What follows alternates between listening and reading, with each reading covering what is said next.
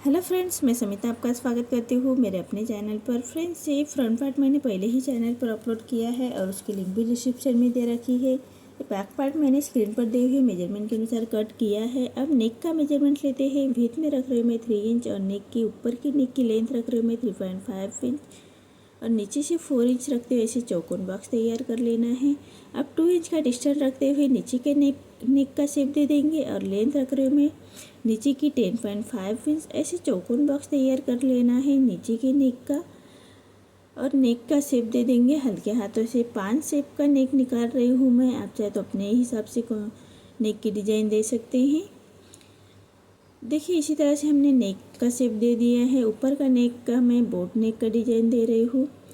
अब एक paper pasting लेते हुए पूरे नेक को हमें पेपर पेस्टिंग के ऊपर ड्रॉ कर लेना है। बराबर से पेपर पेस्टिंग सेंटर से रखते हुए उसके ऊपर से हमें नेक को ड्रॉ कर लेंगे और एक बाहर की तरफ से लाइन ड्रॉ कर लेंगे 1 इंच पर। 1 इंच पर हमें बाहर की तरफ से ही लाइन ड्रॉ कर लेनी है नेक के बराबर से और उसी को हम कट कर लेंगे। पेपर पेस्टिंग पिनअप से अच्छी तरह से बिठा लेना है ताकि हमारा नेक कट करते वक्त इधर उधर ना हो जाए। तो इसी के हिसाब से हमें नेक को कट कर लेंगे। अब अंदर की लाइन को भी कट कर लेना है। अब एक अस्तर का फैब्रिक लेते हुए उसके ऊपर हमें नेक को सेट कर लेना है। देखिए, बराबर से सेट करते हुए हमें नेक को स्टिच लगा लेंगे। आप चाहे तो आयरन करते हुए अच्छी तरह से बिठा सकते हैं। अब पूरे राउंड में स्टिच करते हुए फैब्रिक को अंदर की तरफ करते स्टिच लगा लेते हैं पूरे नेक को। देखिए, इसी तरह से हमने नेक के पेपर पेस्टिंग का तैयार कर लिया है। अब मेन फैब्रिक और अस्तर के फैब्रिक को अटैच कर लेना है। मेन फैब्रिक पर रॉन्ग साइड पर हमें अस्तर का फैब्रिक रखना है और पूरे चारों तरफ से स्टिच लगा लेते हैं। हाथ से थोड़ा प्रेस करते जाइएगा, स्टिच करते जाइएगा ताकि अंदर की तरफ करिया क्रिश न रहे, उसका ध्यान रखें। और जो हमारा मेन फैब्रिक बाहर की तरफ आ रहा है उसको अस्तर के बराबर से ही कट कर लेते हैं।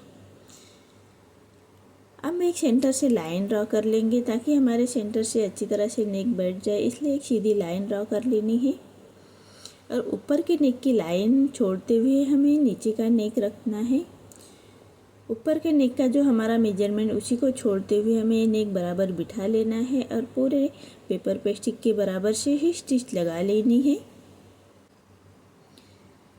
देखिए, इसी तरह से पेपर पेस्टिंग के बराबर से स्टिच लगा लेते हैं और हमें मेन फैब्रिक के साथ पूरे नेक को कट कर लेंगे।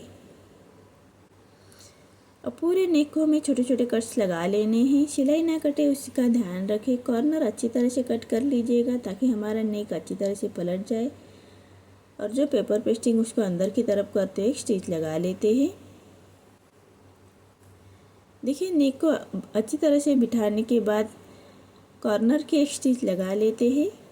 पूरे नेक को बराबर से स्टिच लगा लेनी है। फिनिशिंग के साथ हमें एक स्टिच लगानी है अच्छी तरह से और एक पैर का मार्जिन रखते हुए दूसरी स्टिच लगा लेंगे पूरे नेक के बराबर से ही।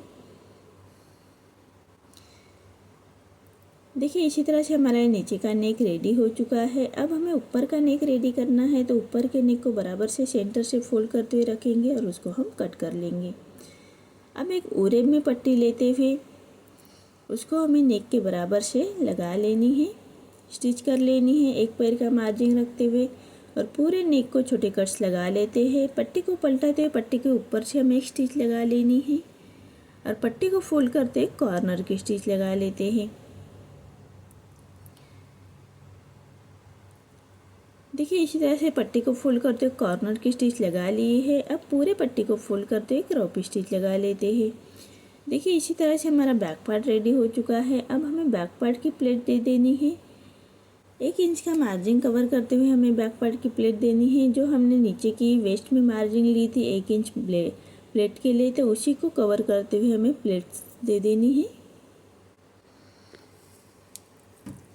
बराबर से 1 इंच का मार्जिन कवर करते हुए प्लेट्स दे देंगे।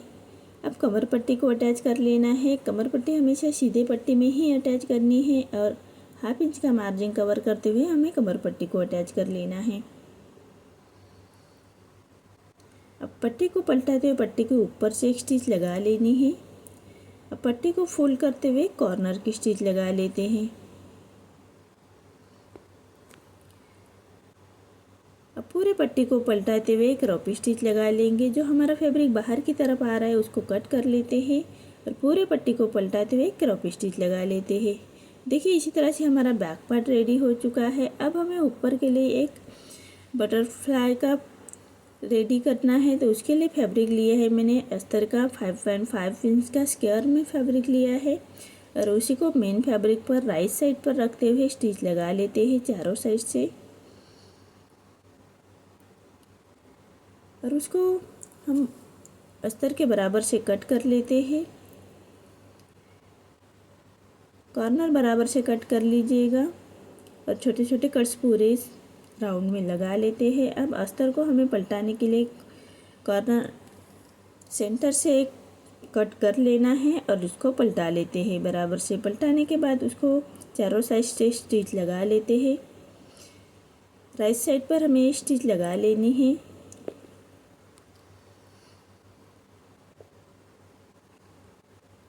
देखिए इसी तरह से इसका हमें बटरफ्लाई रेडी करना है, तो उसको इसी तरह से फोल्ड करते हुए एक स्टिच लगा लेते हैं सेंटर से।